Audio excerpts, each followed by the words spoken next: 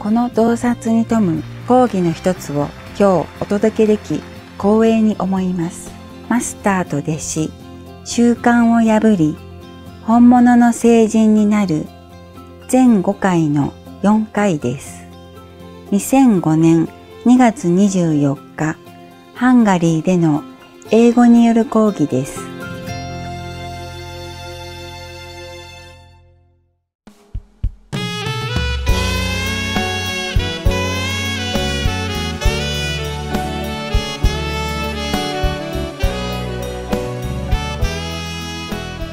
Hi, Master.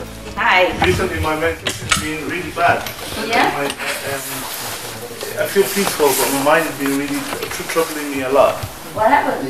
Lots of thoughts, mainly negative, criticizing thoughts about people in my mind. And when I see the people, I love them. I don't dislike them, but in my mind, something they say keeps criticizing, judging them. Just recently? Yeah, probably for the last month or so. Maybe you come in touch with something that reminds you of something else, you know? Yeah. So it's not your fault, it's just affinity sometimes, okay? It's just self to it. And the other thing you said about being considerate, you know, earlier when we came in here, I was just rushed in and moved people's stuff and just sat down. I know. And I didn't know that I had that. I thought that I was a considerate person. I know. Until that minute, and I realized, maybe, oh, have I been like that all the time? I didn't know. I know. I'm telling you. I was telling you all along, and you think you're the best already. Because you don't eat meat, you don't drink wine, you don't have extramarital relationship. You think you're a saint, I know that. I think that's the problem, right? I know, we just do it, bad habit, that's all. I think what you said about our bricklayers was very interesting, because it means that to be a saint, you don't need to be aware of it, right? No. Even more so. I'm telling you, it's okay, it's normal. I tell you why. Suppose you were just a normal person, a student, and you study medicine, then you become a doctor. But meanwhile, you have been students all along, you see? And the student, they live sometimes messy life, sometimes partying, and very lousy habit and all that, you know? And rush, and go here and there, and studying, and all kind of things. Borrowing money, living on parents, and all kind of. And when you become a doctor, you cannot immediately drop all these habits. So as you're a doctor, when you still have this lousy student habit, your house is a mess, or everything like that. You sharpie clothes, or stinking, or smoking, or drinking, whatever. You understand me? Yes. So the sooner you realize you're now a dignified doctor, the better. Yeah? Last week I had a kind of changing inside me. I cleaned my house up, I shaved, and you know, all of a sudden I started not being happy with the way things were. I wanted to change. Okay, then only in the last week. You begin to realize that you should be better. But before I'd be so lazy, I feel, you know, you're saying that you've waited 20 years for us to grow up. You know, I feel that I really let you down sometimes, really think. It's okay, I don't care. But Master, it's true, isn't it? It's your life. I have been lousy, isn't it? My practice, precepts and everything, right? Join the group. Yeah? Join the club. Join the club, okay? You want a club member card? I'm sorry, from today I'm really going to try a lot harder. Okay, everybody should, eh? Yeah. That's good that you realize it. Yeah. You know, sometimes you don't realize it because you have been always a little lower level. And sometimes now you suddenly realize because your level is up, so it's good. It's a good sign. Yeah? Congratulations. I told you, you will feel different. You notice things that you didn't notice before. Of course here it's all obvious because I tell you right away. At home you do it, you don't even know. The worst is to say why you do that. That's it, you know? Nobody even know how to tell you to correct. Yeah, but that's why you have a teacher, no? It's convenient, eh? Alright, don't worry, okay? They all have a member card. If you want one, you can. We have a club everywhere, okay? You're not the only one. Alright. Question? Frage? Pregunta? Nada? Good. And look at me. What a saint you are. Yeah, you are saint anyway, I don't know. Here, if I give food, then you rush to come to the front. For example. It's okay. You're cute. You're like children. It's good. It's alright. It's no big deal. Huh? No big deal. They do the same to you anyway here, so it's all right. We do it for each other. Today you do it, you move that stuff, next day they move that stuff, or they move your stuff yesterday. It's the same, nobody say anything. I'm the only bad guy around here. Huh? They don't say anything, no? Nobody's call you, no? No, ever. Because they do the same. Yeah? They don't realize that it's bad or anything. But I think if I move the blankets so quickly, I don't do that. Because I know the dust will come out. And maybe carry some germ or something from the floor and flow it into people's nose or face, and then they atch them and then they get sick and they don't even know why. And you don't even know that you caused them sickness. Yeah? Or sometimes you carry a lot of luggage in the airport and you hang around, bang all over, and then bang on people, you know, and you don't even apologize. It's just very difficult to consider people all the time. Just try your best, all right? Try your best. Any more suffering, relationship problem? Huh? Everything okay? Oh. Whatever condition, just try to get through it and meditate. Because you never have it perfect in this world. It's always something, huh? It's always something. For example, when I live in a cave, you know, of course I was not used to it, no?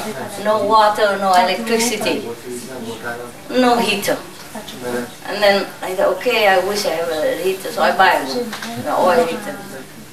It's fine, you turn it on, everything. But after a while you have to go and fill in the oil. Oh, that's not the worst. You have to bring the oil heater out and turn it off first. Otherwise the smell is more tense, it's a bit suffocating. And then I'm coughing, if I put it in there, you know. So bring it out and wait in the cold outside. No more smell, okay. Light it on, wait for it to turn on, okay, fine. Into the tent. But be very careful because it's heavy, you know. And I'm alone there, nobody helps me. And then after a while it's too hot because the tent is too small. I turn it to the lowest already, it's still too hot. And then I have to bring it out again. Outside the tent and turn it off. Okay, go back inside, meditate again. Oh, it's too cold. Back inside, turn it on, meditate. It's too hot.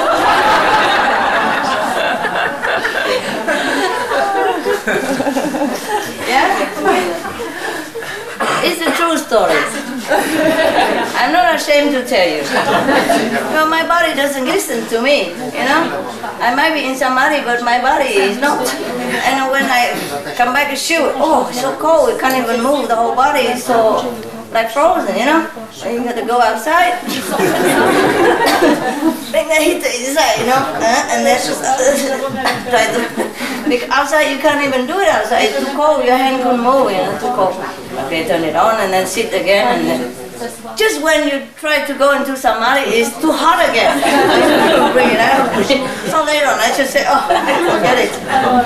If I die here, I don't care. Yeah. So later on, you know, just get used to it. Yeah. So then I just turn it on a little bit at night to warm up the air, so I don't freeze and become like frozen Buddha. We don't have frozen food, you know, so maybe frozen Buddha is just one of those things of, you know, in modern time, no? So I just turn it on a little bit, an hour or so, no? And take care of all my like personal hygiene or something, and then I turn it off, and then I meditate. I don't care about the heat anymore. And then so my body just feel very frustrated, say, can't deal with this girl, so okay, whatever, you know, and it's become also okay. Just a little more, you know, sleeping back, and it's fine. Can't be doing it every 5-10 minutes, come in and out, what's the use, no? That's one thing. And then in the beginning I have one person to bring me meal once a day. Bring it in, it's fine.